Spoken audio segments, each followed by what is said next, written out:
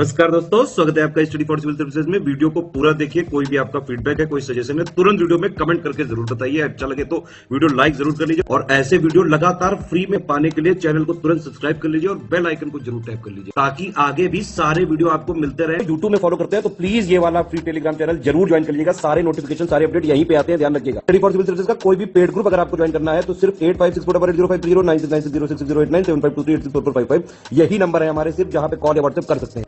Instagram पे हमारा page जरूर फॉलो कर लीजिएगा, स्टडी फॉर सिविल .सर्विसेज है। ट्विटर पे हमको जरूर फॉलो कर लीजिएगा, @स्टडी फॉर सिविल्स है।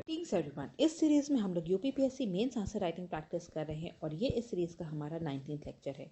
तो चलिए अब हम आज के क्वेश्चंस को शुरू करेंगे और हमारा पहला क्वेश्चन जो है वो है पेपर नंबर 1 से। और क्वेश्चन है, briefly explain the contribution of आदि शंकराचार्य टू हिंदुइज्म। हिंदू धर्म में आदि शंकराचार्य के योगदान का संक्षेप में वर्णन कीजिए। तो हम हाल ही में देखते हैं कि जो हमारे प्रधानमंत्री हैं उन्होंने केदारनाथ, ठीक है, केदारनाथ उत्तराखंड में जो है एक 12 फीट ऊंची एक जो है आदि शंकराचार्य की मूर्ति का अनावरण किया है। तो यहाँ पर हम करेंट के पर्सपेक्टिव से भी देखें तो ये टॉपिक जो है वो बहुत ही ज़्यादा इंपॉर्टेंट है। तो यहाँ पे जो आदि शंकराचार्य थे, अगर हम उनकी बात करें तो वो उनको जो है एक शिव का अवतार माना गया था और उनका जन्म स्थान कहाँ हुआ था, वो एक कालादी विलेज था केरला में, वहाँ पर उनका जन्म स्थान हुआ था और उनकी मृत्यु जो है वो केदारनाथ उत्तराखंड में हुई थी, जहाँ पर की उनकी मूर्ति का अनावरण किया गया है। और अगर हम उनकी बात करें तो वो जो है वो गोविंदाचार्य के जो है शिष्य थे और उनको एक धर्म सुधारक, एक रिलीजियस रिफॉर्मर के रूप में जाना जाता है।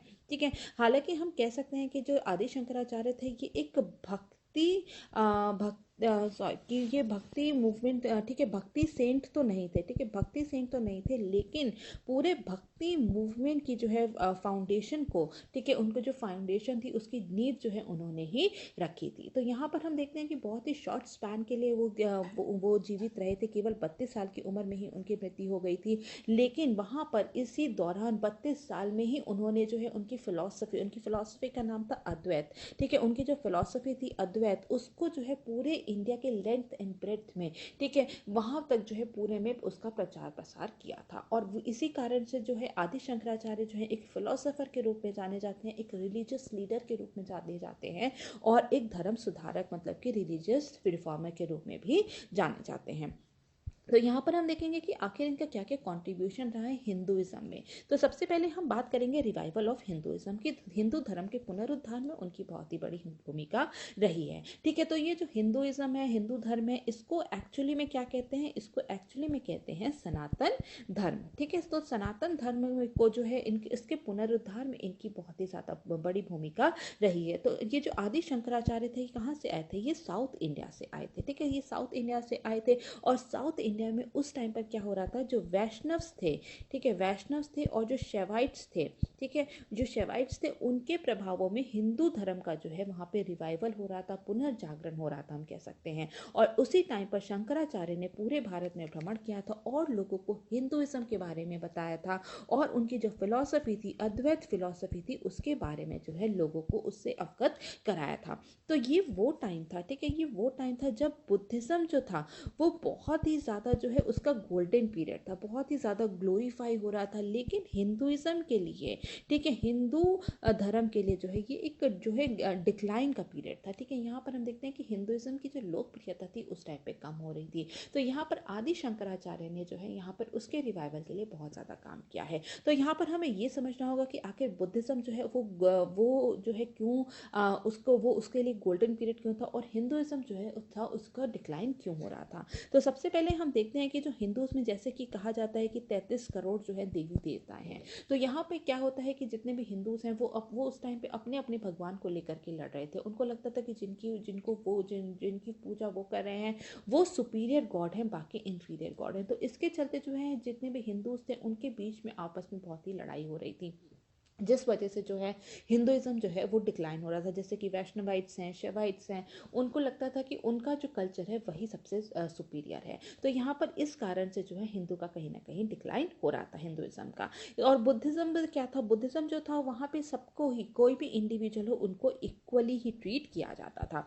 लेकिन हिंदुइज्म में क्या है, हिंदुइज्म में वर्ण आश्रम भी है, कास्ट सिस्टम भी है। तो इसके चलते यहाँ पर जो है लोगों के बीच में आपस में जो है मन मुटाव बहुत ज़्यादा था। इसकी ये और यहाँ पर सबको इक्वल ट्रीट किया जा रहा था, जिसकी वजह से लोगों में जो है बुद्धिज्म की जो है लोकप्रियता बहुत ही ज़्यादा बढ़ गई थी। इसके साथ साथ हम देखते हैं जितने भी हिंदू स्क्रिप्चर्स हैं, जैसे कि पुराण्स हैं, वेदास हैं, उपनिषद्स हैं, ठीक है, उपनिषद्स हैं, ये लोग जो कॉमन मैन है उनको जो समझना जो है वो बहुत ही ज़्यादा मुश्किल था। लेकिन जो बुद्धिस्ट टीचिंग थी, इजी बुद्धिज़्म के जो लेक्चर्स थे जो कि उनको बताए जाते थे, तो लोगों को वो समझने में, जो कॉमन मैन है उनको समझने में बहुत ही ज़्यादा आसानी होती थी।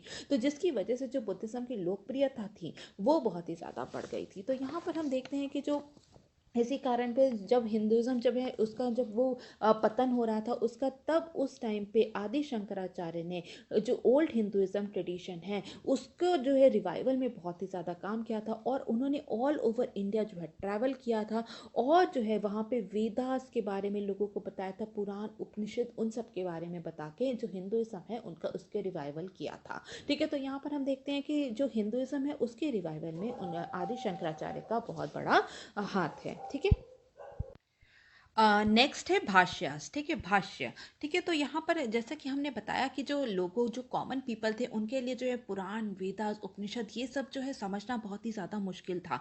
तो इसकी वजह से जो शंकराचार्य हैं उन्होंने अपनी कमेंट्री लिखी थी वेदास पे, पुराण पे, उपनिषद है, ब्रह्म सूत्र है, इस पे उन्होंने खुद की जो है कमेंट्रीज लिखी थी, और उसी कमेंट्रीज को क्या कहा गया है, उसी को भाष्य कहा गया है। तो ये जब उन्होंने अपने जो सरल भाषा में संस्कृत लैंग्वेज में लिखा था, तो यहाँ पर जो लोगों के जो कॉमन पीपल है उनको जो है पूरी हिंदू फिलॉसफी जो है, ठीक है, हिंदू फिलॉसफी जो है उसको समझने में बहुत ही ज़्यादा मदद मिली थी। जो लोगों के लिए बहुत ही ज़्यादा मुश्किल काम था, जो पुराण वेदास को समझना, उसको जो है उन्होंने बहुत ही ज़्यादा आसान बना दिया था। पूरी जो एक्सक्यूज मी, जो पूरी जो हिंदू फिलॉसफी जो थी वो लोगों के बीच में जो है उनको सब उसको समझना जो है वो बहुत ज़्यादा आसान हो गया था। उन्होंने बहुत सारे सॉन्ग्स को भी लिखा था, जैसे कि भज गोविंदन है, जो भज गोविंदम है, तो जिसके कारण जो है लोगों में हिंदुइज्म को जो है वापस से लोकप्रिय बनाया गया था।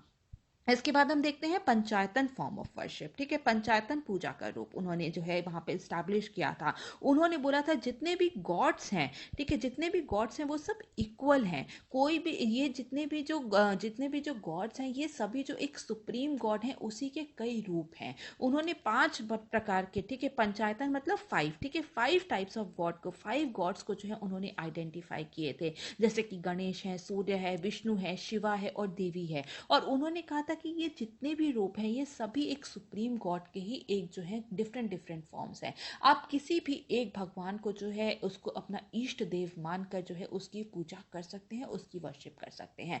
जिसके कारण क्या हुआ था, जिसके कारण जो है लोगों में जो भगवान के नाम पर जो लड़ाई हो रही थी उसको कहीं ना कहीं कम करने में मदद मिली थी, जिससे कि जो हिंदुइज्म था वो और ज़्यादा जो है वो स्प्रेड करने में हमें मदद मिली थी।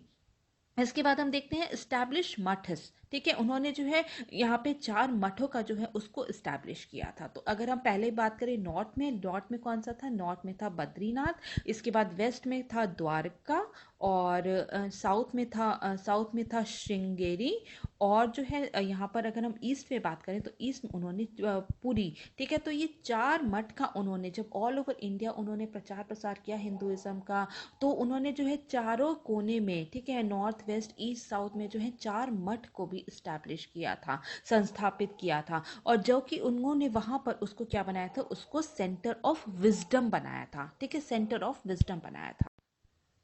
तो ये जो चारों मठ थे, ठीक है, चारों मठ थे चारों दिशाओं में, तो ये इसको जो है सेंटर ऑफ विजडम की तरह, ठीक है, जहाँ पर कि जो है ज्ञान के मंदिर की तरह जो है स्थापित किया गया था, और यहाँ पे लोगों को एजुकेट किया जाता था, उनको गाइड किया जाता था, और वहाँ पे लोगों को हिंदुइज्म के बारे में बताया जाता था। और यहाँ पर ये जो जितने भी सेंटर्स थे ये किसी भी खास कम्युनिटी या फिर खास किसी कास्ट के लिए नहीं था, ये सभी के लिए जो है वो ओपन था, कि चाहे कोई व्यक्ति जो है किसी भी कम्युनिटी का हो, किसी भी कास्ट का हो, उसको वहाँ पर आके जो है, अगर वो वहाँ पर आता है तो उसको एजुकेट किया जाता था और गाइड किया जाता था। इसके बाद हम देखेंगे अद्वैत वेदांता। ठीक है, तो जो शंकराचार्य की जो पूरी फिलॉसफी है तो उसको क्या कहा गया है, उसको अद्वैत वेदांता ही कहा गया है।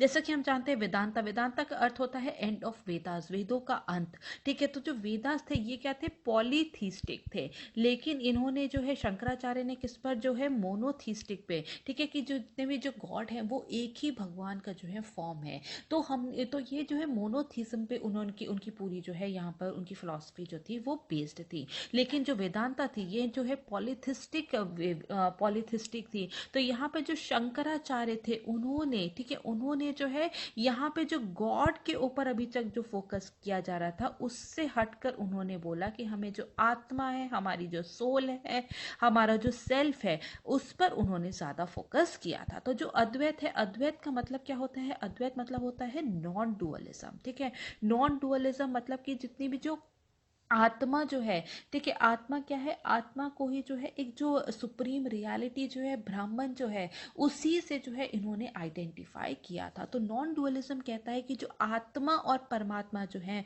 वो क्या है, वो एक ही है। आत्मा एंड परमात्मा जो है वो एक है। तो ये जो अद्वैत विचारधारा है ये किसके द्वारा दी गई थी, ये दी गई थी शंकराचार्य के द्वारा। इसके संस्थापक शंकराचार्य थे और उनका मानना था कि संसार में जितनी भी जो ब्रह्म है, ठीक है, जो ब्रह्मा जो है वही सत्य है, ठीक है, वही ट्रुथ है, वही जो है वही रियल है, और बाकी जो जगत जो है, पूरा जो वर्ल्ड है वो अनरियल है, वो मिथ्या है। और जीव और ब्रह्म दोनों ही अलग नहीं है। जीव जो है वो ब्रह्मा से ही, ब्रह्मा के ही आइडेंटिकल उन्होंने उसको माना है। ठीक है, इसके बाद हम देखते हैं उन्होंने बात की थी डॉक्ट्रिन ऑफ माया की। ठीक है, माया का सिद्धांत उन्होंने दिया था।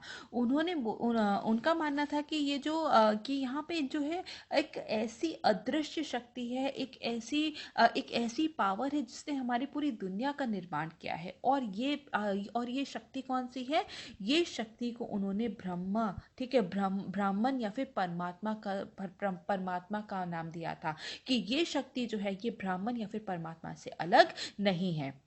और जितने भी सत्य हैं, ठीक है, अगर कोई भी ट्रुथ है तो वो ट्रुथ जो है वो किसी भी स्टेट में, पास्ट में, प्रेजेंट में या फ्यूचर में, वो हमेशा ही सत्य रहेगा। भूतकाल में, वर्तमान काल में या भविष्य काल में हमेशा ही वो सत्य रहेगा। ये कोई भी मैटर नहीं करता कि हम कौन सी स्टेट में हैं, हमारी कॉन्शियसनेस का वो कौन सा स्टेट है, कि हम पूरी तरीके से जगे हुए हैं या हम डीप स्लीप में हैं या ड्रीम स्टेट में हैं। तो ये सभी में अब जो कुछ भी सत्य है वो हमेशा ही रहेगा। अगर किसी को, ठीक है, अगर कोई भी अगर किसी को लगता है कि अगर कुछ चेंज हो रहा है तो वो एक माया है, वो एक इल्यूशन है।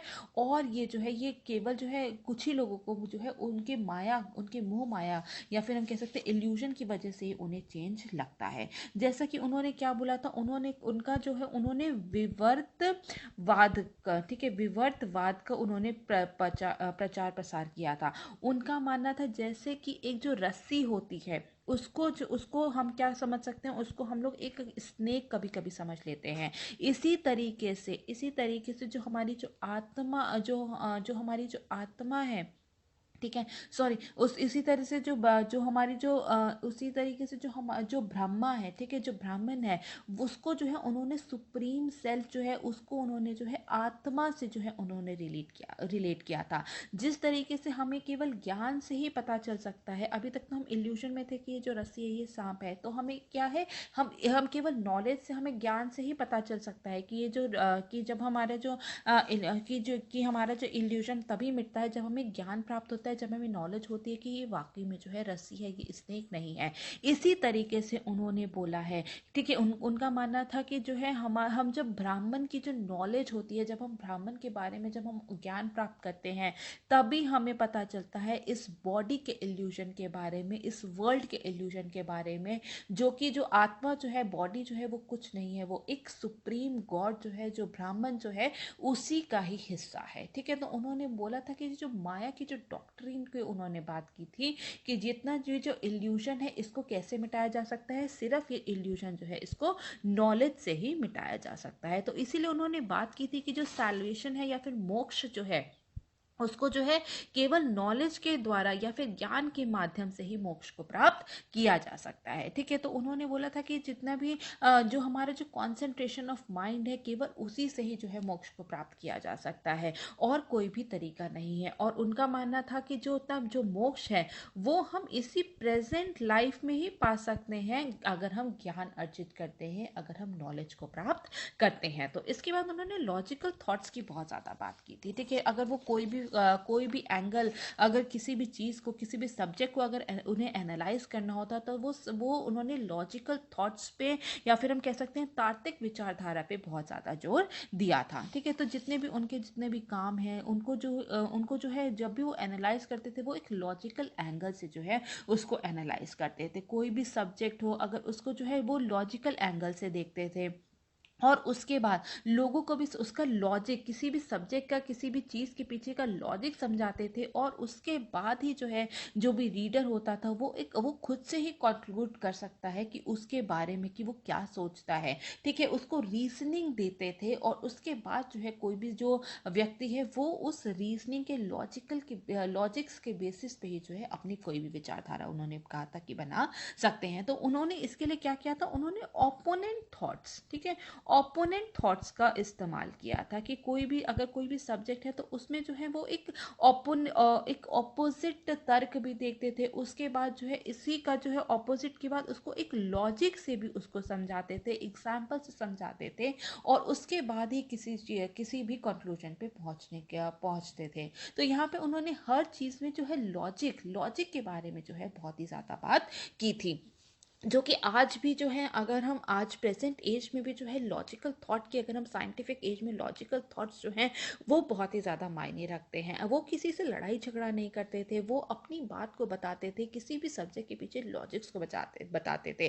तो यहाँ पर जो है प्रेजेंट टाइम में भी ये बहुत ही ज़्यादा जो है ज़रूरी है कि हम लड़ाई झगड़ा ना करें, हम किसी भी चीज़ के पीछे जो है लॉजिक क्या है, साइंटिफिक रीज़न क्या है, हमें उसकी जानने की कोशिश करनी चाहिए। इसके बाद हम देखते हैं वो अगेंस्ट थे कास्ट डिस्क्रिमिनेशन के। ठीक है, जातिगत भेदभाव के वो बहुत ज्यादा खिलाफ थे। तो उनका मानना था कि जितने भी जो उपनिषद जो है वो जितने भी उपनिषद हैं वो किस पर जोर देते हैं, वो देते हैं एकता पर। ठीक है, यूनिटी पर बहुत ज़्यादा जोर देते हैं, यूनिटी ऑफ बीइंग पे बहुत ज़्यादा जोर देते हैं। और उनका मानना ये था कि जितने भी ये जो उपनिषद हैं, ये सभी को, ठीक है, ये सभी के लिए है। और यहाँ पर जो है इसमें जो है ये जो ह्यूमन सोल के बारे में बताता है, और ये जो ह्यूमन सोल, ये जो उपनिषद है सबके, इसकी एक्सेस जो है, इसकी पहुंच जो है वो सब तक है। और ये इन्होंने बोला था कि कोई भी इस उपनिषद को पढ़ सकता है, क्योंकि अंत में क्या है, अंत में हमारी जो आत्मा जो है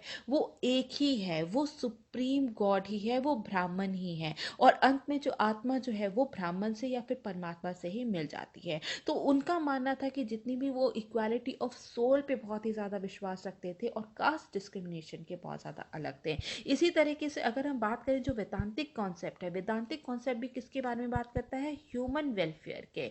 ठीक है, ह्यूमन वेलफेयर के, सभी के कल्याण की बात करता है, इररेस्पेक्टिव ऑफ वो कौन से सोसाइटी से बिलोंग करता है, कौन से इकोनॉमिक क्लास से बिलोंग करता है। तो उन सबको अलग रखते हुए वो ह्यूमन वेलफेयर पे जो है यहाँ पर उन्होंने बहुत ज़्यादा जोर दिया था। तो हम कह सकते हैं कि वो कास्ट डिस्क्रिमिनेशन के बहुत ज़्यादा अलग है। तो इसलिए हम कह सकते हैं कि जो शंकराचार्य की जो पूरी फिलॉसफी थी वो आज भी प्रेजेंट टाइम में भी बहुत ही ज़्यादा रेलेवेंट है। कास्ट डिस्क्रिमिनेशन के अलग थे, लॉजिकल रीजनिंग, साइंटिफिक रीजनिंग को उन्होंने बहुत ही ज़्यादा एडवोकेसी की थी। और उनका मानना था कि जो मोक्ष है, ठीक है, जो इतने भी मोक्ष हैं वो यहाँ पर वो कैसे प्राप्त हो सकते हैं, वो स्क्रिप्चर्स पढ़ के, जितनी भी जो बुक्स हैं, उपनिषद हैं, पुराण हैं, ये सब पढ़ के, मेडिटेशन के थ्रू, जप के थ्रू, फास्टिंग, उपवास के थ्रू, और वर्शिप, पूजा के थ्रू ही पाया जा सकता है। ठीक है, तो उन्होंने कहीं पे भी कास्ट डिस्क्रिमिनेशन की बात नहीं की थी। तो इसीलिए हम कह सकते हैं कि जो शंकराचार्य की जो टीचिंग्स हैं वो आज भी प्रेजेंट टाइम में भी बहुत ज्यादा रेलेवेंस रखती हैं। इसके बाद हम लोग नेक्स्ट क्वेश्चन को देखेंगे, जो कि है पेपर नंबर 2 से, और क्वेश्चन है what are self help groups, discuss its role in rural development in India, also highlight the challenges faced by SHGs in India. स्वयं सहायता समूह क्या है, भारत में ग्रामीण विकास में इसकी भूमिका की विवेचना कीजिए। साथ ही भारत में स्वयं सहायता समूहों के सामने आने वाली चुनौतियों पर प्रकाश डालिए। तो अब हम इस क्वेश्चन को यहाँ पर पूरा डिस्कस कर लेंगे। स्वयं सहायता समूह या फिर सेल्फ हेल्प ग्रुप्स होता क्या है? ठीक है, तो ये एक इनफॉर्मल ग्रुप होता है। हम कह सकते हैं ये एक वॉलेंट्री एसोसिएशन होता है जहाँ पर कि जितने भी लोग जो हैं कॉमन प्रॉब्लम या फिर सिमिलर प्रॉब्लम से गुजर रहे हैं, वो लोग आपस में इकट्ठा होते हैं और एक ग्रुप बनाते हैं ताकि वो आपस में एक दूसरे की मदद कर सकें। ठीक है, अपनी मदद कर, अपनी जो फाइनेंशियल हेल्थ है, अपनी जो उनकी जो वित्तीय उनकी परेशानी है उसको कहीं ना कहीं दूर करने के लिए ये लोग जो है आपस में इकट्ठा होते हैं। तो ये जो लोग होते हैं इनके पास फॉर्मल क्रेडिट का कोई भी पहुंच नहीं होती, फॉर्मल क्रेडिट तक, ठीक है, औपचारिक क्रेडिट तक इनकी पहुंच नहीं होती है। तो ये लोग आपस में मिलते हैं, आपस में जुड़ते हैं, आपस में जो पैसा होता है उसको पूल करते हैं और उनकी जो भी कॉमन प्रॉब्लम होती है उसको निदान करके अपना जो स्टैंडर्ड ऑफ लिविंग जो है उसको बढ़ाने के लिए जो है, उसको स्टैंडर्ड ऑफ लिविंग को बेहतर करने के लिए, हम कह सकते हैं बेहतर करने के लिए जो है आपस में मिलते हैं और एक दूसरे की मदद करते हैं। तो ये जो पूरा कॉन्सेप्ट था ये सबसे पहले जो है मोहम्मद यूनिस ने 1975 में दिया था। लेकिन इंडिया में, ठीक है, इंडिया में जो है नाबार्ड ने इसको प्रमोट किया था 1992 में। तो तब से यहाँ पर जो है इंडिया में जो है जो सेल्फ हेल्प ग्रुप का जो कॉन्सेप्ट है वो बहुत ही ज़्यादा प्रचलित हुआ है। तो अगर हम सेल्फ हेल्प ग्रुप की बात करें तो ये करीब 10 से 20 मेंबर्स का एक ग्रुप होता है, क्योंकि ज़्यादा बड़े अगर कोई ग्रुप होगा तो उसमें सभी का जो है जितने भी मेंबर्स हैं उनका एक्टिव पार्टिसिपेशन नहीं हो पाएगा। इसीलिए जो है ये 10 से 20 मेंबर्स होते हैं और ऐसी कोशिश की जाती है कि हर फैमिली से, ठीक है, मतलब कि जितने भी जो मेंबर्स हैं तो एक फैमिली का वो एक ही मेंबर उसमें हो ताकि मैक्सिमम फैमिली को उससे जो है बेनिफिट मिल सके।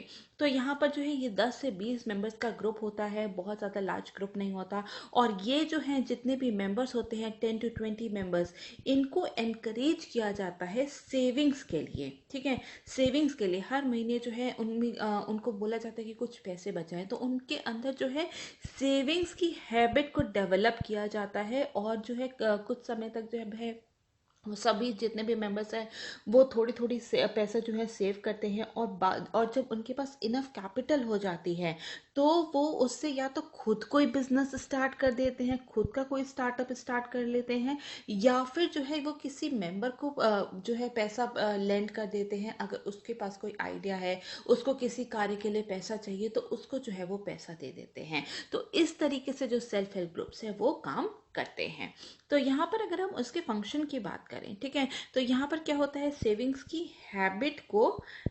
हैबिट को डेवलप किया जाता है और फिर जो है ताकि जो है किसी को भी जो है जो पैसे जो है वो लेंड कर सकें, किसी को भी उधार दे सकें, ताकि और या फिर जो है कभी कभी जो है कॉमन प्रॉब्लम को एड्रेस करने के लिए भी उस पैसे का यूज़ किया जाता है।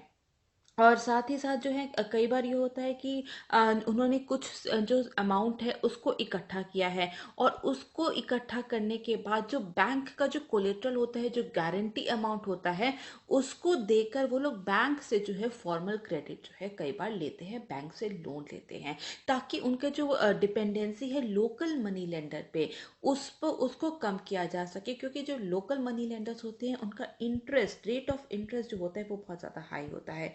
तो इसलिए जो है लोगों की जो है पहुंच बनाने के लिए फॉर्मल क्रेडिट तक, ठीक है, तो उसमें सेल्फ हेल्प ग्रुप का बहुत ही बड़ी भूमिका देखी गई है।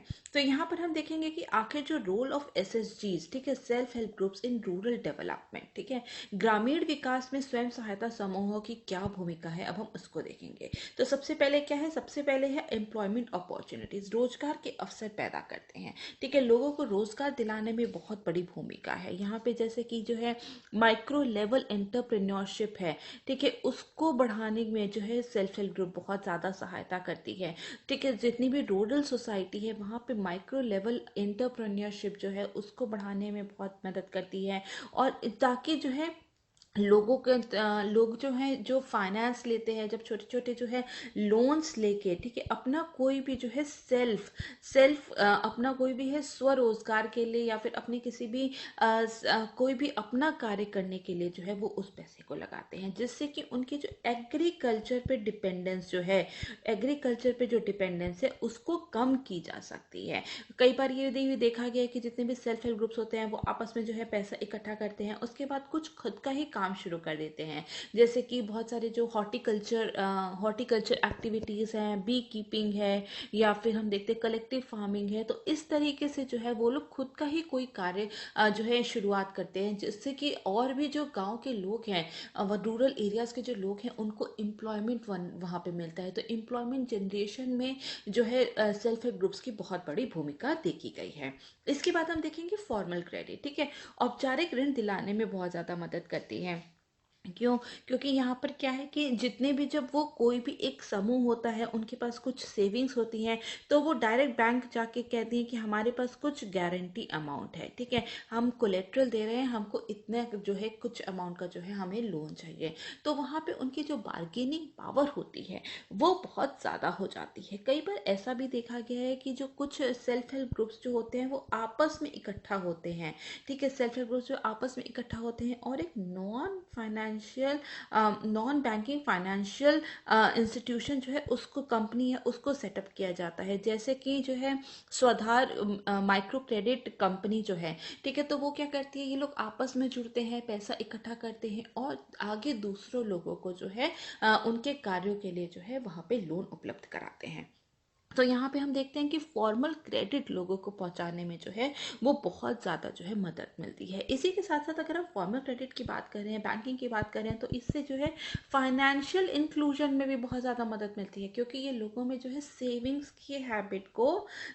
हैबिट को जो है इनकलकेट कर रहे हैं, लोगों को इनकरेज कर रहे हैं कि आप कुछ पैसा सेव करिए और उसके बाद उसको बैंक में रखा जाता है, जिससे कि लोगों को जो है आगे चल के उनको लोन लेने में जो है वो बहुत ज़्यादा मदद मिलती है।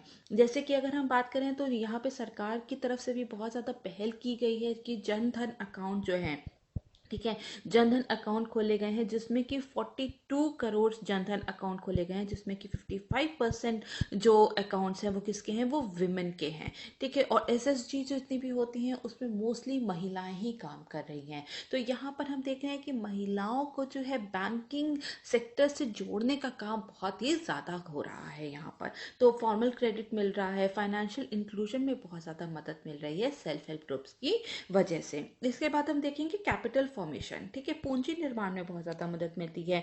यहाँ पर क्या होता है कि यहाँ पे जितनी भी सेविंग्स होती हैं, उनकी जितनी भी जो सेल्फ हेल्प ग्रुप की जो सेविंग है उन और माइक्रो फाइनेंसिंग के थ्रू, ठीक है, तो यहाँ पर क्या होता है कि जितने भी सोशल हेल्प ग्रुप्स हैं वो जो है अपने खुद के एसेट जो है कई बार क्रिएट कर रहे हैं। अगर वो कोई भी कंपनी को सेटअप कर रहे हैं तो वहाँ पे उनको क्या चाहिए होते हैं, बहुत सारे एसेट्स चाहिए होते हैं। तो वहाँ पे वो खुद के वैल्यूएबल एसेट्स जो है वो क्रिएट कर रहे हैं। तो जो इतना भी जो रूरल एरियाज में कई बार जो है कैपिटल एसेट्स, कैपिटल फॉर्म की जाती है कि कई सारे जो है सेल्फ हेल्प ग्रुप्स जो है मिल गए, उन्होंने सेविंग्स की, उसके बाद जो है वो एक ट्रैक्टर खरीद लिया। उसके बाद जो है वहाँ पे बहुत सारे जितने भी रूरल फार्मिंग लैंड है, जितने भी खेत वाले एरिया है, खेती के लिए जो है वो ट्रैक्टर्स को वहाँ पर लगाया जाता है। तो इस तरीके से जो है वहाँ पे कैपिटल फॉर्मेशन का भी बहुत ज़्यादा काम हो रहा है। तो इससे क्या होता है, इन सब से जो है रूरल डेवलप हो रहा है। हमारा जितने भी रूरल एरियाज है, ग्रामीण इलाके जो हैं,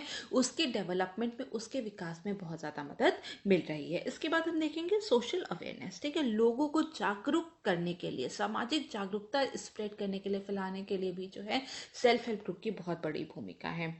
तो यहाँ पर हम देखते हैं कि यहाँ पर बहुत सारे जैसे सोशल इविल्स हैं, जैसे कि डाउरी सिस्टम है, चाइल्ड मैरिज है, अल्कोहलिज्म है, ठीक है, लोग शराब पीते हैं, डोमेस्टिक वायलेंस है। तो इन सब के खिलाफ जो है वहाँ पे महिलाओं को जो है बताया जाता है उनकी राइट्स के बारे में, और इन सब पर जो है कार्य किया जाता है।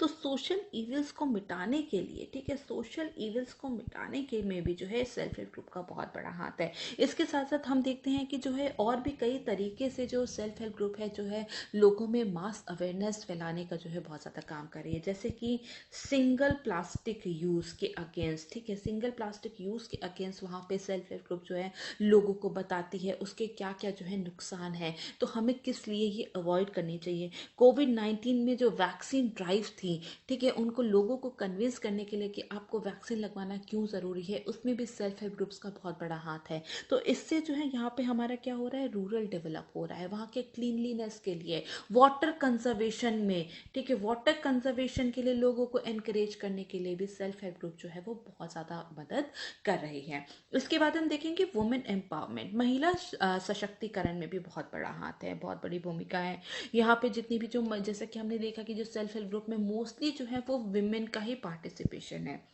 तो ये क्या करती है, ये विमेन को फाइनेंशियली इंडिपेंडेंट बना रही है, ठीक है। जो उनके पास जो है फाइनेंशियली इंडिपेंडेंट है तो उनका जो डिसीजन मेकिंग पावर जो है उनकी ज़्यादा है। फैमिली में जो है जब भी कोई डिसीजन लिया जाता है तो अब उनको भी जितनी भी विमेन है उनको भी जो है उनका भी पार्टिसिपेशन होता है। और जब उनके फाइनेंशियल इंडिपेंडेंस होगी तो उनके बच्चे अच्छे से पढ़ रहे हैं, उनको और अच्छे से नौकरी मिल रही है, तो overall status of the family जो है वो कहीं ना कहीं इंक्रीज हो रहा है। तो यहाँ पे हम देख रहे हैं कि जो ग्राम सभा में उनका पार्टिसिपेशन है वो भी और ज़्यादा बढ़ रहा है, वुमेन को एजुकेट करने में काम कर रहा है, उनकी बेसिक फंडामेंटल राइट्स उनको बताई जा रही हैं। और ऐसा देखा गया है कि करीब 25 मिलियन, ठीक है, 25 मिलियन विमेन जो हैं, ठीक है, वो बेनिफिट हुई हैं एसएचजी के कारण, ठीक है, सेल्फ हेल्प ग्रुप के कारण। तो यहाँ पर हम देख रहे हैं कि वुमेन को एम्पावर करने में, ठीक है, महिला को सशक्त करने में भी बहुत बड़ी भूमिका इसकी है। इसका एग्जाम्पल की अगर हम देखें तो यहाँ पर क्या है, कुटुंब श्री एक यहाँ पर स्कीम लेकर के आया था केरला में, जिसमें कि वहाँ पर जो है यहाँ पे जो वुमेन है जितनी भी वो आसपास के नेबरिंग एरियाज के इकट्ठा होती हैं और उनमें जो है वहाँ पर जो है एंटरप्रेन्योरशिप जो है उसको कहीं ना कहीं जो है उसके लिए उनको एनकरेज किया जाता है। तो यहाँ पे वुमेन एम्पावरमेंट में भी उसका बहुत बड़ी भूमिका है। पॉवर्टी एलिविएशन,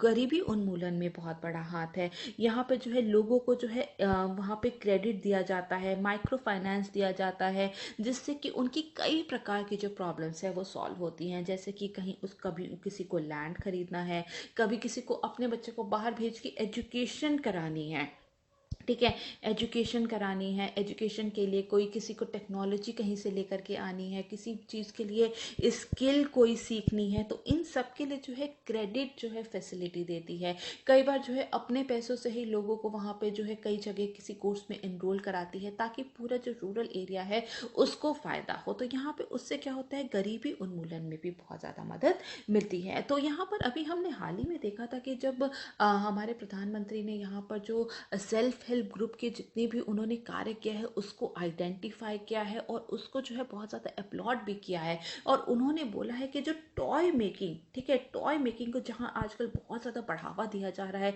तो उन्होंने बोला कि टॉय मेकिंग में भी जो वुमेन है उनकी बहुत बड़ी भूमिका है। और यहाँ पे मोस्टली जो ट्राइबल वुमेन्स हैं, ठीक है, जो ट्राइबल विमेन जो हैं वो उनकी बहुत बड़ी भूमिका है। हैंडीक्राफ्ट वर्क को ले सकती हैं, एसएचजी जो है उनको और ज़्यादा जो है इनकरेज कर सकती हैं टॉय मेकिंग को, हैंडीक्राफ्ट वर्क को, और भी बहुत सारे क्रिएटिव वर्क्स है, तो जिससे कि वहाँ के जो महिलाएं होती हैं उनमें जो है गरीबी उन्मूलन में बहुत ज़्यादा सहायता मिलती है। तो ओवरऑल जो है रूरल एरियाज के डेवलपमेंट में, विकास में, और वहाँ के जो गरीबी है उसको ख़त्म करने में एसएचजी की बहुत बड़ी भूमिका है। प्रॉब्लम सॉल्विंग, बहुत सारी समस्याओं का समाधान किया जाता है। जैसे कि कई बार देखा गया है कि जो सेल्फ हेल्प ग्रुप्स होते हैं उन्होंने लिकर शॉप्स, जो शराब की दुकानें होती हैं, उसको बंद कराई है। ट्रांसपोर्टेशन फैसिलिटी जो है किसी रूरल एरिया में वहाँ तक आई है, जैसे कि आजीविका एक्सप्रेस जो स्कीम है उसके अंतर्गत जो है सेल्फ हेल्प ग्रुप जो है वहाँ पे बहुत सारे रूरल एरियाज है जहाँ पे कि रोड्स कंस्ट्रक्ट की गई है ताकि लोगों को ट्रांसपोर्टेशन फैसिलिटी मिल सके। बहुत सारी जो सरकारी स्कीम्स होती हैं, ठीक है, जो सरकारी स्कीम्स होती हैं उसको इम्प्लीमेंट कराने में भी सेल्फ हेल्प ग्रुप जो है वो बहुत ज़्यादा मदद करती है। तो इस तरीके से जो है वहाँ पे रूरल डेवलपमेंट, जो भी ग्रामीण क्षेत्र हैं उनके विकास में बहुत बड़ी भूमिका देखी गई है सेल्फ हेल्प ग्रुप की। तो यहाँ पे इनके साथ बहुत सारी चुनौतियाँ भी आती हैं, ठीक है, बहुत सारे चैलेंजेस भी हैं। जैसे कि सबसे पहले क्या है, यहाँ पे लैक ऑफ नॉलेज है, ज्ञान की कमी है। तो यहाँ पे जितने भी जो यहाँ पे जो 10 to 20 मेंबर्स का ये जो ग्रुप है सेल्फ हेल्प ग्रुप, ठीक है, तो यहाँ पे इनके पास बहुत ज़्यादा कोई एक्सपर्टीज़ नहीं होती, बहुत ज़्यादा स्किल्ड नहीं है। तो इसकी वजह से टेक्नोलॉजी में बहुत पीछे है, तो इसकी वजह से जो है यहाँ पर जो है उनके जो उनका जो पोटेंशियल है वो पूरी तरीके से जो है वो काम नहीं कर पाते हैं, क्योंकि उनके पास नॉलेज नहीं है, प्रोफेशनल पर्सन नहीं है, स्किल स्किल्ड क्वालिफाइड पर्सन नहीं है, टेक्नोलॉजी के बारे में बहुत ज़्यादा ज्ञान नहीं है, जिसकी वजह से जो सेल्फ हेल्प ग्रुप है वो बहुत ज़्यादा जो है वो आगे बढ़ नहीं पा रहे हैं। इसके बाद हम देखेंगे इलिटरेसी निरक्षरता बहुत ज़्यादा है। आज भी अगर हम रूरल एरियाज़ की बात करें तो 30% वहाँ की जो पॉपुलेशन है वो इलिटरेट है। तो वहाँ पर जो है ये जो इलिटरेट पॉपुलेशन है वो वहाँ पे जो है सेल्फ हेल्प ग्रुप की क्या इम्पोर्टेंस है, उसको किस तरीके से उसका यूज़ किया जा सकता है, किस तरीके से उसको अपने बेनिफिट के लिए यूज़ किया जा सकता है, तो उसको उनको जो है या फिर एसडीजी जो है वो किस तरीके से कार्य करती है उन लोग को पता ही नहीं है। जब लोगों को पता नहीं होगा तो उससे बेनिफिट भी नहीं ले पाएंगे।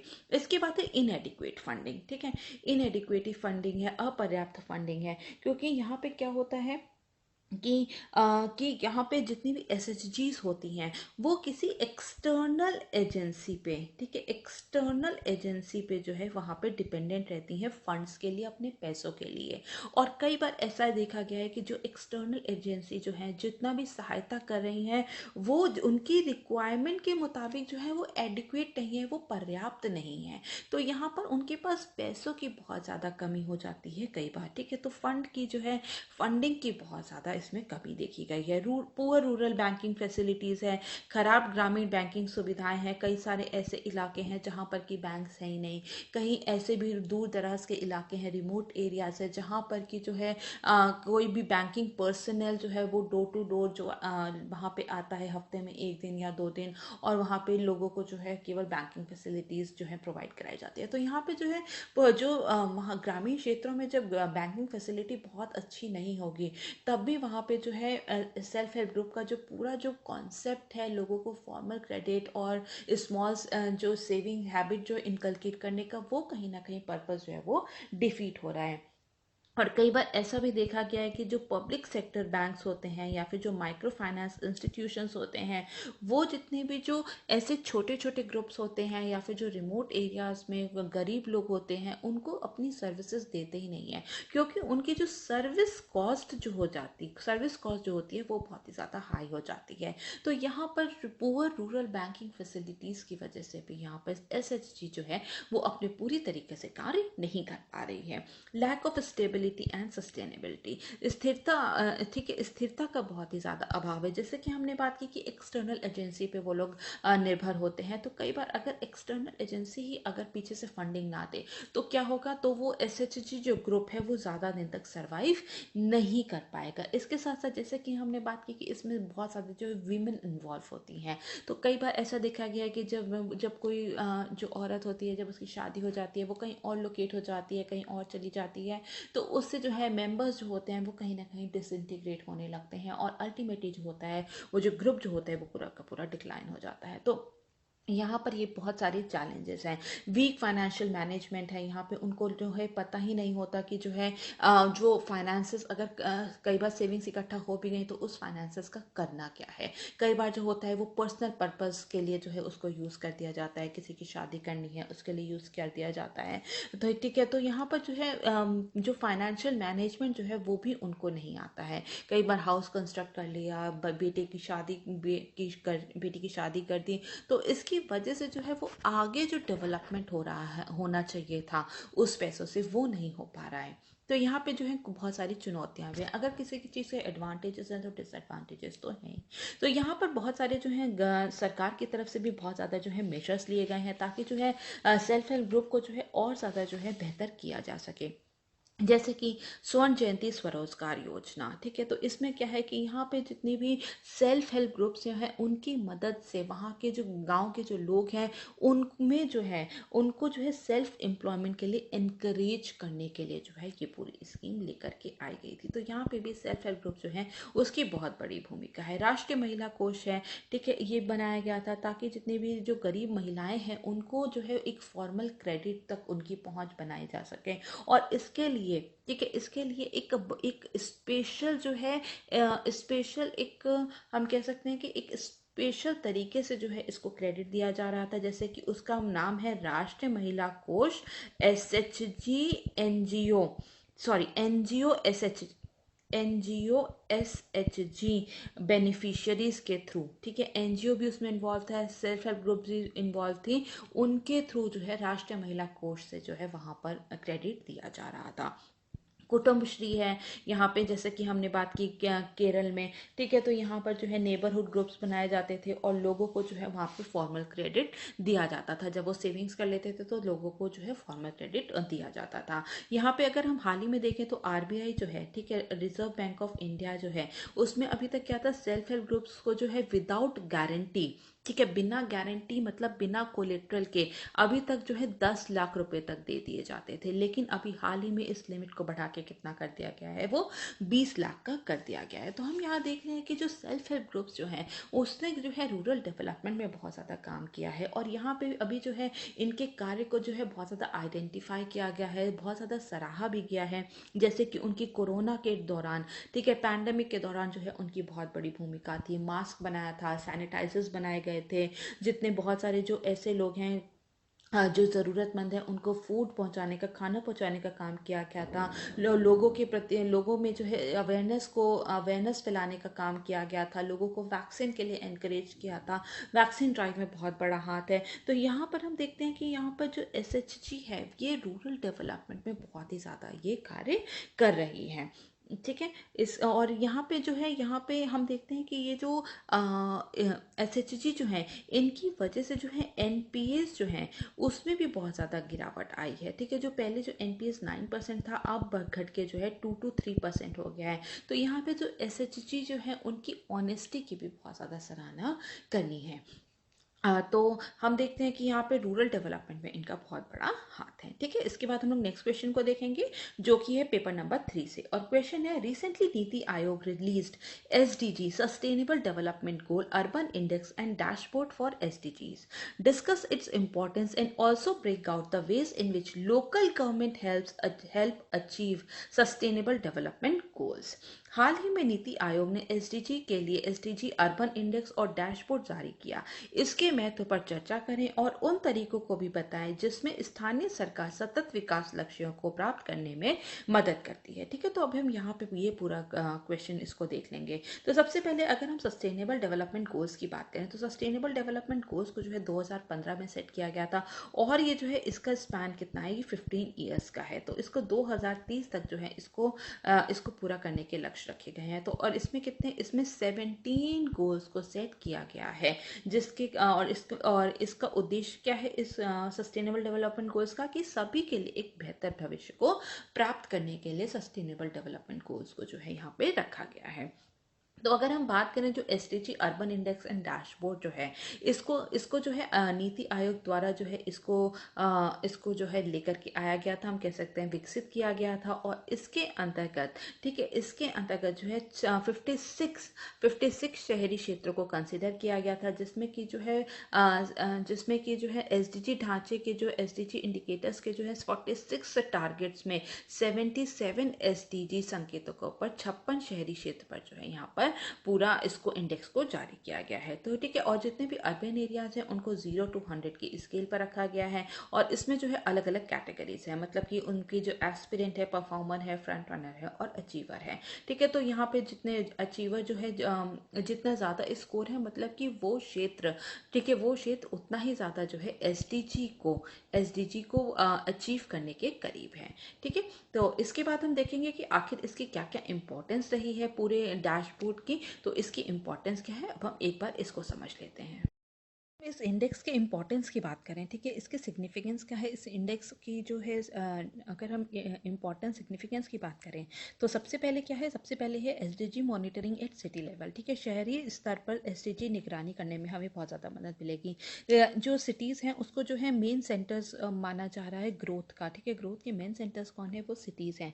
तो यहाँ पर क्या प्रगति हो रही है, कितना डेवलपमेंट हो रहा है, किस तरीके से विकास हो रहा है, उसको मॉनिटर करने में बहुत ही ज़्यादा मदद मिलेगी, ठीक है। जिससे कि हम लोग जो एसडीजी का जो सस्टेनेबल डेवलपमेंट गोल का जो पूरा मॉनिटरिंग सिस्टम है, ठीक है, मॉनिटरिंग सिस्टम है, उसको हम लोग और रोबस्ट बना सकते हैं, उसको हम लोग और स्ट्रॉन्ग कर सकते हैं। तो यहाँ पर जो है नीति आयोग की बहुत बड़ी भूमिका है। नीति आयोग जो है इसकी जैसे कि हम जानते हैं कि जो एसडीजी को फुलफिल करने का उसकी निगरानी कौन कर रहा है, वो नीति आयोग कर रहा है। और इसके नीति आयोग जो है इसके 2 मैंडेट्स हैं।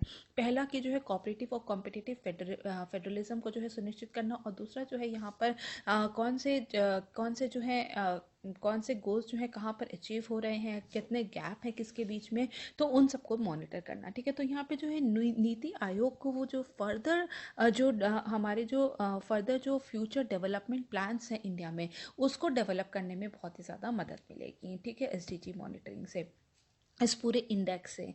इसके बाद हम देखते हैं कि शहरी जितने भी जो अर्बन लोकल बॉडीज़ हैं, ठीक है, शहरी स्थानीय निकाय हैं, उनकी क्या क्या स्ट्रेंथ्स है, क्या क्या वीकनेसेस हैं, तो उनको बहुत ज़्यादा हमें जो है ट्रैक करने में बहुत ज़्यादा मदद मिलेगी। तो इसमें सबसे ज़रूरी क्या है, जब हम कोई भी इंडेक्स अगर हम रिलीज़ करते हैं, कोई भी डैशबोर्ड बनाते हैं, तो उसमें जो है डेटा बहुत ही ज़्यादा इंपॉर्टेंट होता है। तो यहाँ पर जो डेटा रिवॉल्यूशन की बात हो रही है वो बहुत ही ज़्यादा महत्वपूर्ण है। तो डेटा रिवॉल्यूशन का मतलब क्या है कि जो हमारी डिमांड्स है, ठीक है, हमारी जितनी भी डिमांड्स है उसके अकॉर्डिंग जो है हम किस तरीके से एक्शन लें, ठीक है, हम किस तरीके से एक्शन लें, जो भी डिमांड्स हैं, विकास की जितनी भी डिमांड है, हम उसको पूरी कैसे करें, उसके लिए हम क्या एक्शंस लें, ताकि जो है हम डेवलपमेंट को जो, या फिर हम कह सकते हैं सस्टेनेबल डेवलपमेंट गोल्स जो है उसको अचीव कर सके। तो इन सब के लिए जो है एक डेटा होना बहुत ही ज़्यादा ज़रूरी है। तो जब हमारे पास डेटा पूरा मौजूद होगा तो वहाँ पे जो है क्या क्या स्ट्रेंथ्स हैं, क्या क्या गैप्स हैं, क्या क्या वीकनेसेस हैं, तो अर्बन लोकल बॉडीज़ की वो हमें जो है ट्रैक करने में बहुत ज़्यादा मदद मिलेगी, उसको मॉनिटर करने में और उसको जो है फर्दर रिपोर्ट करने में कि कहाँ पर क्या अच्छा काम हुआ है, क्या कहीं कहाँ पे कमी है, कहाँ पे किस एरिया पे और ज़्यादा फोकस करना है, उसमें हमें बहुत ज़्यादा मदद मिलती है। इसके बाद हम देखेंगे एविडेंस बेस्ड प्लानिंग, ठीक है। एविडेंस बेस्ड प्लानिंग में भी जो है बहुत ज़्यादा मदद मिलती है क्योंकि यहाँ पे हमारे पास सारा का सारा जो डेटा जो है वो अवेलेबल है, और अगर डेटा अवेलेबल है तो हम वहाँ पे जो है उस एविडेंस के बेसिस पे, उसी डेटा के बेसिस पे जो है हम आगे प्लानिंग कर सकते हैं। तो जिससे कि हमें जो है रिसोर्स एलोकेशन में बहुत ही ज़्यादा मदद मिलती है, ठीक है। कैसे कैसे हमें संसाधन को कहाँ एलोकेट करना है, रिसोर्स एलोकेशन में मदद मिलेगी। फाइनेंशियल रिसोर्सेज हैं या फिर और भी अन्य किसी भी प्रकार के संसाधन है, उसको किस तरीके से एलोकेट करना है, कहाँ पर, उस पर हमें बहुत ज़्यादा मदद मिलेगी। तो यहाँ पर क्या कहते हैं, यहाँ पर और क्या है कि जब भी हमारे पास जो एविडेंस होता है, जब डेटा होता है, तो ये हमें और भी बहुत सारी चीज़ें बताती है कि वहाँ की जो है सामाजिक हालात कैसे हैं, सामाजिक, आर्थिक, या फिर हम कह सकते हैं जो इन्वायरमेंटल जो स्टेटस है किसी भी रीजन का, किसी भी डिस्ट्रिक्ट का, वो हमें बताने में बहुत ज़्यादा मदद करती है सारे डेटास। तो उसके लिए जो है जब हमारे पास सारी वो पूरी क्लियर पिक्चर होगी वहाँ के जो है सोशल स्टेटस के बारे में, इकोनॉमिक स्टेटस के बारे में, आर्थिक, अगर हमें वहाँ की आर्थिक स्थिति पता होगी या फिर हमें वहाँ की एनवायरमेंटल स्थिति पता होगी, तो हमारे जो फर्दर डेवलपमेंट प्लान्स है उसमें हमें करने में बहुत ज़्यादा मदद मिलेगी। इसके बाद हम देखेंगे क्रिएशन ऑफ एन इकोसिस्टम, ठीक है। हमें एक इकोसिस्टम, एक पारिस्थितिकी तंत्र जो है उसको बहुत ज़्यादा बनाने में मदद मिलेगी, जिससे कि जो है हम यहाँ पे डेटा ड्रिवन डिसीजन मेकिंग कर सकते हैं। डेटा के बेसिस पे जो है डिसीजन मेकिंग कर सकते हैं कि सारे जितने भी स्टेक होल्डर्स हैं, इसमें कौन कौन से जितने भी स्टेक होल्डर्स हैं, तो उन सबको ही इसमें उनका क्या रोल होगा पूरे सस्टेनेबल डेवलपमेंट गोल को अचीव करने में, उसके बिना पर जो है हम लोग यहाँ पर पूरी प्लानिंग कर सकते हैं। तो यहाँ पर जो है केवल हम कह सकते हैं कि ये जो गवर्नमेंट ऑर्गेनाइजेशन जो है, इसमें केवल गवर्नमेंट ऑर्गेनाइजेशन ही नहीं बल्कि जो है कम्युनिटी लेवल पे जितने भी ऑर्गेनाइजेशंस हैं उसकी भी प्लानिंग हमें करने में बहुत ज़्यादा मदद मिलेगी। तो कम्युनिटी लेवल के जो ऑर्गेनाइजेशंस होते हैं उनका भी रोल जो है वो एसडीजी को अचीव करने में बहुत ही ज़्यादा मदद करता है, मतलब बहुत बड़ी भूमिका निभाता है। तो यहाँ पर क्या है कि हम केवल गवर्नमेंट ऑर्गेनाइजेशन नहीं बल्कि जो कम्युनिटी लेवल पे जो काम हो रहा है, जैसे कि अलग अलग स्टेक होल्डर्स है, for example self help groups हैं, वो भी जो है हमारी बहुत ज़्यादा मदद करते हैं जो एसडीजी को लोकलाइज्ड करके हम उन्हें अचीव कर रहे हैं उसमें। तो हम यहाँ पे कह सकते हैं कि यहाँ पे हमारे पास एकमात्र सॉल्यूशन यही है कि हम हमारे जो भी टारगेट्स हैं एसडीजीज़ के, ठीक है, एसडीजीज़ के जितने भी टारगेट हैं उनको ब्रेक डाउन करना बहुत ही ज़्यादा ज़रूरी है। ठीक है, ब्रेक डाउन करना बहुत ही ज़रूरी है। उसको हम स्टेट लेवल पे, स्टेट लेवल पे, डिस्ट्रिक्ट लेवल पे, उसको हम लोग ब्लॉक लेवल पे, और हम किस तरीके से अचीव कर रहे हैं उसके लिए बहुत ही ज़्यादा ये ज़रूरी है। ठीक है, तो यहाँ पर क्या है कि हमें बहुत ज़्यादा मदद मिलती है, और हमें बहुत ज़्यादा मदद मिलती है यहाँ पे अगर हम लोकलाइज्ड कर देंगे। ठीक है, लोकलाइज कर देंगे तो हम यहाँ पे जो है पूरा जो इंस्टीट्यूशनल फ्रेमवर्क है हम कहीं ना कहीं उसको पूरा चेंज कर रहे हैं, ताकि जो है हम उसको ग्लोबल प्रायोरिटीज़ और नेशनल प्रायोरिटीज़ के साथ जो है वो सिंक कर सकें। तो यहाँ पर हम देखेंगे कि जो यहाँ पर जैसे कि हमने बताया कि केवल इसमें जो है यहाँ पे केवल गवर्नमेंट ऑर्गेनाइजेशन या फिर पीआरआई या फिर जो लोकल गवर्नमेंट है केवल वही इंक्लूडेड नहीं है, बल्कि जो और भी कम्युनिटी लेवल ऑर्गेनाइजेशंस हैं वो भी यहाँ पर इंक्लूडेड हैं। तो हम यहाँ पर देखते हैं कि राष्ट्रीय ग्रामीण आजीविका मिशन के तहत यहाँ पर 76 मिलियन महिलाओं जो हैं वो SHG में काम कर रही हैं, तो इनकी बहुत बड़ी भूमिका है। और साथ साथ यहाँ पे 3.1 मिलियन जो है यहाँ पे पंचायत रिप्रेजेंटेटिव्स भी हैं। तो हम लोग इनकी मदद से ग्रास रूट लेवल पे, ठीक है, ग्रास रूट लेवल पे हम लोग इनकी मदद लेके जो है यहाँ पे SDG को अटेंड करने में SDG को अटेंड कर सकते हैं। इसके बाद हम देखेंगे कि आखिर ये जो पूरा डैशबोर्ड है इसमें पंचायत का रोल क्या है। ठीक है, जो हमारे जो लोकल गवर्नमेंट है वो हमें कैसे मदद कर सकती है SDG को अटेंड करने में। तो सबसे पहले क्या है, सबसे पहले हमें टारगेट को सेट करने में बहुत ही ज़्यादा मदद मिलेगी। जब हमारे पास पूरा एक डैशबोर्ड मौजूद होगा, जब हमारे पास पूरा एक डेटा मौजूद होगा, तो उससे क्या होगा, उससे हमें जो तो उससे हमें क्या क्या स्टेट लेवल पे, डिस्ट्रिक्ट लेवल पे लोकल फंक्शनरीज के बारे में पता होगा, और उसी के साथ साथ हम लोग जो है वहाँ पे लोकल टारगेट्स जो हैं उसको सेट कर सकते हैं, उसको ट्रैक करने में हमें मदद मिलेगी, और उसकी जो क्या क्या प्रोग्रेस हो रही है कहाँ पर, उसकी निगरानी करने में भी बहुत ज़्यादा मदद मिलेगी। तो यहाँ पे ये जो इंडिकेटर्स हैं ये इनको एक बैकबोन माना जा रहा है। ठीक है, इनको एक बैकबोन माना जा रहा है जो कि हमारे मॉनिटरिंग प्रोसेस को जो है और मजबूत करेगी, ताकि हम लोग जो है SDG को, सस्टेनेबल डेवलपमेंट गोल को जो है और अच्छे से जो है अटेंड कर सकें।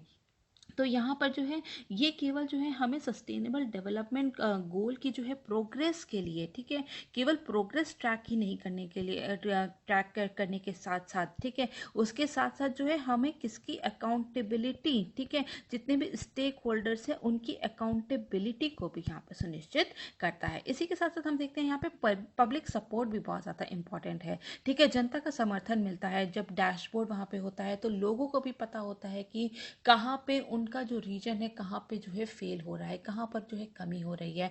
तो वो खुद से जो है सेल्फ, हम कह सकते हैं कि जो खुद से सेल्फ उनको उनकी जो रिस्पॉन्सिबिलिटी होती है उसको समझते हैं, और जो हमारे टारगेट्स हैं उसको अचीव करने में मदद मिलती है। लोकल सॉल्यूशन, तो यहाँ पर क्या है कि यहाँ पर प्रोविंशियल गवर्नमेंट को और जो लोकल गवर्नमेंट है उनकी मदद से, ठीक है, उनको सशक्त करके हम हमारे जितने भी स्थानीय चुनौती और का जो है हम स्थानीय समाधान जो है उसको पा सकते हैं। तो यहाँ पर जो है अगर हम ग्रास रूट लेवल पे अगर हम यहाँ पे फोकस कर रहे हैं, तो वहाँ के हर अलग अलग जगह के अपने अपने चैलेंजेस हैं, चुनौतियाँ हैं, तो उनको वहाँ पे एड्रेस करने में हमें बहुत ज़्यादा मदद मिलेगी। और जैसा कि हमने बात की कि केवल ये गवर्नमेंट इंटरवेंशन तक ही जो है सीमित नहीं है, बल्कि यहाँ पर जो है सिविल सोसाइटी ऑर्गेनाइजेशन जो है उनकी भी बहुत बड़ी भूमिका है SDG को अटेन करने में। तो जैसे कि फॉर एग्जांपल हमारे जो भारत सरकार का जो एस्पिरेशनल डिस्ट्रिक्ट प्रोग्राम है, ठीक है, एस्पिरेशनल डिस्ट्रिक्ट प्रोग्राम है, वहाँ पे 112 डिस्ट्रिक्ट को जो है आइडेंटिफाई किया गया है,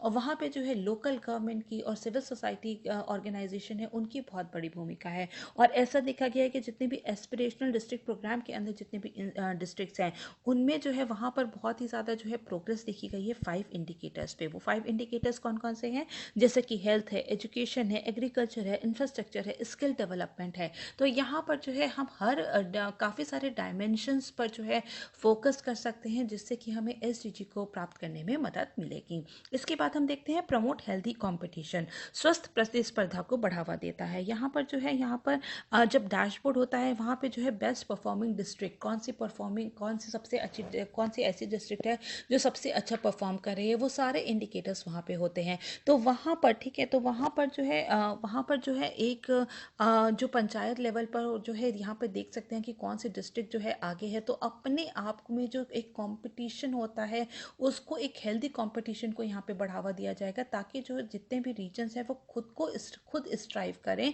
एक्सीलेंस के लिए, एसडीजी को अटेन करने के लिए। तो इसके साथ साथ जो है यहाँ पर जो है टेक्निकल और एडमिनिस्ट्रेटिव कैपेसिटी को भी स्ट्रेंथन करने में जो है वो बहुत ज़्यादा मदद मिलेगी। इसके साथ साथ जो भी अगर कहीं पे जो है, जो बहुत सारी डिस्ट्रिक्ट ऐसी हैं जो कि आगे हैं, जो कि एसडीजी को जो है अटेन कर रही हैं, या एसडीजी को अटेन करने के लिए बहुत ज़्यादा जो है वहाँ पे प्रोग्रेस कर रही हैं, तो उनकी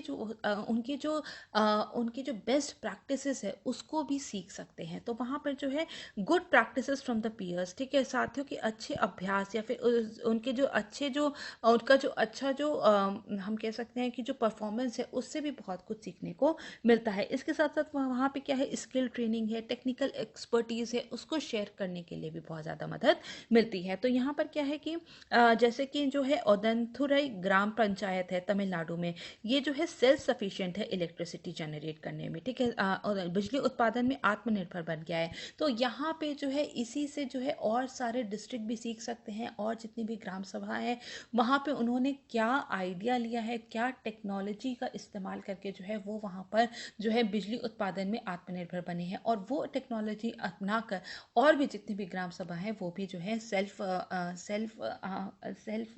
हम कह सकते हैं सेल्फ डिपेंडेंट हो सकती हैं, आत्मनिर्भर हो सकती हैं। इसके साथ साथ जो है इंक्लूसिव डेवलपमेंट, समावेशी विकास में भी बहुत ज़्यादा मदद मिलेगी, क्योंकि यहाँ पर जो है यहाँ पर लोकल हम लोग चैलेंजेस को एड्रेस कर रहे हैं। तो इससे क्या है, इससे कि जो पंक्ति में जो आखिरी व्यक्ति खड़ा है उस तक जो है वहाँ पे डेवलपमेंट का हमें लाभ पहुँचाने में मदद मिलेगी। तो इससे जो है इंक्लूसिव डेवलपमेंट में बहुत ज़्यादा फर्क, इंक्लूसिव डेवलपमेंट समावेशी विकास में बहुत ज़्यादा मदद मिलेगी, जिससे कि हम लोग एसडीजी को अच्छे से अटेन कर सकते हैं।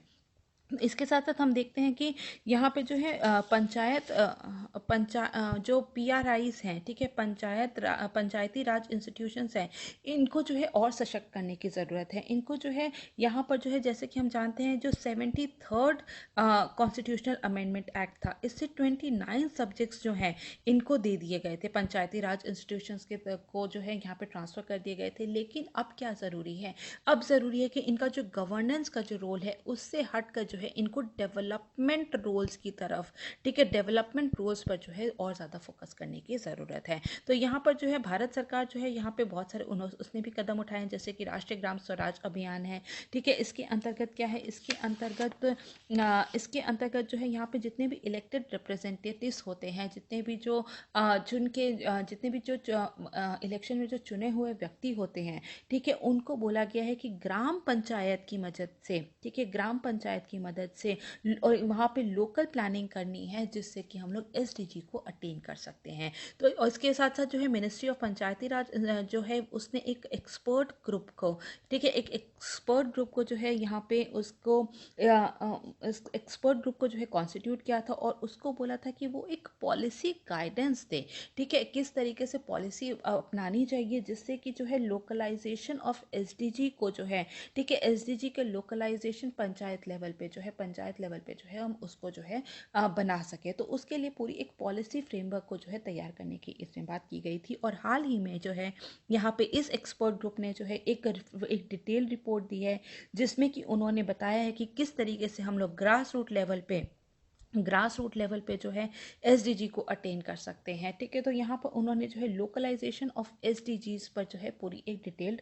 रिपोर्ट दी है, जिसमें कि जो है पीआरआई को एंगेज किया जाएगा, वहाँ के जो है रेलेवेंट स्टेक होल्डर्स जितने भी हैं ग्रामीण इलाकों के, उनको किस तरीके से जो है हम उनकी मदद लेके एसडीजी को अटेन कर सकते हैं। तो यहाँ पर हम कह सकते हैं कि जो लोकलाइजेशन एफर्ट्स हैं वो केवल जो है यहाँ पर हमारे जो सोशल रिलेशनशिप है, ठीक है, उसी को केवल यहाँ पर ट्रांसफॉर्म नहीं कर रहा है, बल्कि जो यहाँ पे जो विलेज की जो इकोनॉमिक एक्टिविटी है उसको भी बदलने में बहुत ज़्यादा मदद कर रहा है। यहाँ पे जो है नए नए तरह के इनोवेटिव प्रैक्टिसेस को अपनाया जा रहा है, बहुत तरह के जो है कोलैबोरेशंस किए जा रहे हैं, जिससे कि जो है कम्युनिटी लेवल पर जो है काम किया जा सके एसडीजी को अटेन करने के लिए। तो केवल ये जो है यहाँ पर जो है केवल नेशनल गवर्नमेंट या फिर जो है हम स्टेट गवर्नमेंट का केवल रोल नहीं है, जबकि ग्रास ग्रास रूट लेवल पे भी हमें एसडीजी अटेन करने में बहुत ज़्यादा मदद मिलेगी अगर हम पंचायत लेवल पे अगर हम कार्य करें तो हमें जो है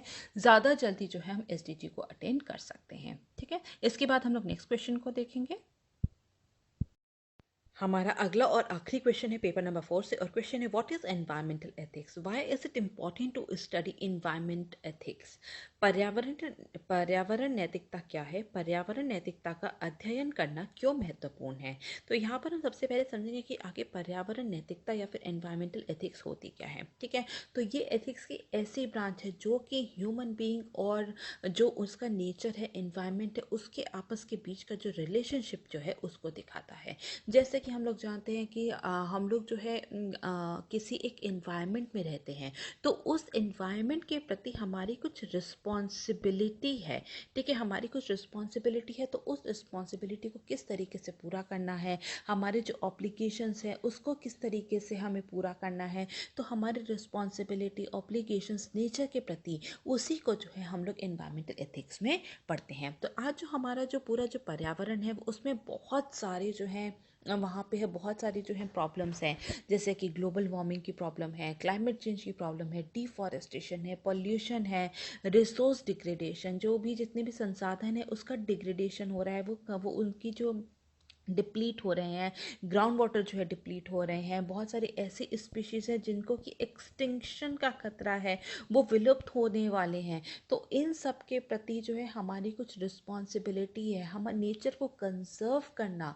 ठीक है, नेचर को कंजर्व करना, प्रोटेक्ट करना, उसको सेफ रखना जो है वो ह्यूमन बींग्स की ही जो है रिस्पॉन्सिबिलिटी है, क्योंकि ह्यूमन बींग ही जो है वो सबसे इम्पॉर्टेंट, इम्पॉर्टेंट नहीं, सबसे इंटेलिजेंट क्रिएचर माना जाता है। तो ये उसी की वजह से जो है इन्वायरमेंट इतना ज़्यादा डिग्रेड हो रहा है, हमारी वजह से। हम जो जितना ज़्यादा हम लोग टेक्नोलॉजिकली एडवांस हो रहे हैं, उतना ही जो है हमारे जो नेचर है, हमारा जो इन्वायरमेंट है उस पर जो है प्रतिकूल प्रभाव पड़ रहा है। तो उससे तो हमारी जो ये जो है एक हमारी जो मॉरल ऑब्लिगेशन है कि हम जो पूरे अपने इन्वायरमेंट को जो है प्रोटेक्ट करें। तो ये जो पूरी फील्ड है एनवायरमेंटल एथिक्स, ठीक है, यहाँ पे जो है बहुत सारे इश्यूज से कंसर्न है, जैसे कि जो सामाजिक दृष्टिकोण क्या है पर्यावरण के प्रति, वो क्या एक्शन ले रहा है, जो क्या क्या नीति बनाई जाए, पॉलिसीज बनाई जाए, जिससे कि हमारा जो एनवायरनमेंट है उसको हम लोग प्रोटेक्ट कर सकते हैं। ठीक है,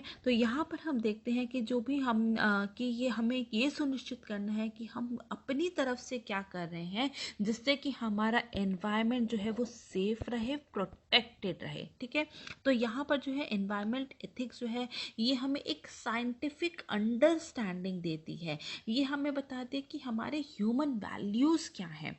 ठीक है, ये हमें ह्यूमन वैल्यूज़ को बताती है, हमारे मॉरल प्रिंसिपल्स को बताती है, मॉरल प्रिंसिपल्स है, और हमारे जो डिसीजन मेकिंग है उसको बेहतर करने में मदद मिलती है, ताकि हम नेचर को कंजर्व कर सकें, उसको प्रोटेक्ट कर सकें। तो यहाँ पर हम बात करेंगे कि आखिर ये क्यों इम्पॉर्टेंट है एनवायरमेंटल एथिक्स पढ़ना। तो सबसे पहले क्या है, सबसे पहले है global warming and climate change. जैसा कि हम जानते हैं कि ग्लोबल वार्मिंग, जलवायु परिवर्तन की वजह से जो है यहाँ पर बहुत सारे ऐसे मतलब लोग हैं, कई बिलियन लोग ऐसे हैं जिनकी की लाइवलीहुड, जिनका की लाइफ जो है वो खतरे में है। बहुत सारी स्पीशीज़ ऐसी हैं जो कि एक्सटिंक्ट होने के कगार पे हैं, पेड़ पौधों की प्रजाति है, कई ऐसे पक्षी हैं जो कि विलुप्त होने के कगार पे हैं। तो उनको बचा के रखना जो है वो ह्यूमन की नैतिक जिम्मेदारी है। तो इसीलिए जो है एनवायरमेंट एथिक्स पढ़ना जो है वो बहुत ज़्यादा ज़रूरी है। इसके बाद हम देखेंगे सस्टेनेबल डेवलपमेंट, सतत विकास के लिए बहुत ही ज़्यादा ज़रूरी है।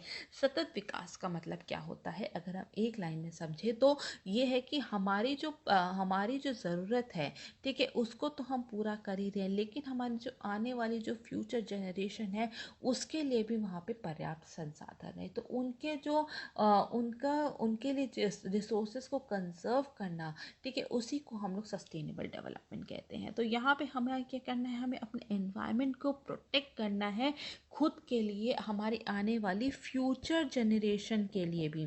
ठीक है, हमारे आने वाली फ्यूचर जनरेशन के को भी। और जाकि और इसके लिए ज़रूरी क्या है, इसके लिए ज़रूरी है कि जो भी हमारा एनवायरनमेंट है उसको हम लोग ठीक तरीके से रेगुलेट करें, उसको ठीक तरीके से नियंत्रित करें। तो ये सब हमें एनवायरमेंटल एथिक्स ही बताता है। इसके बाद क्या है, स्प्रेड अवेयरनेस। जागरूकता फैलाने के लिए बहुत ही ज़्यादा ज़रूरी है।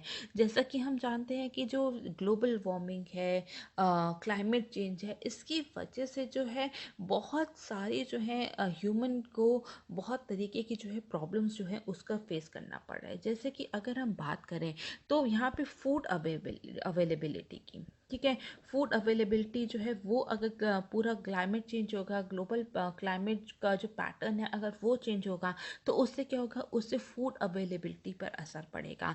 जितनी भी प्रोडक्टिविटी है फूड की, उस पर जो प्रोडक्टिविटी जो है वो घटने लगेगी। ठीक है, और जो फूड की जो क्वालिटी है इनफैक्ट, ठीक है, क्वालिटी ऑफ फूड जो है वो भी डिक्रीज होने लगेगी।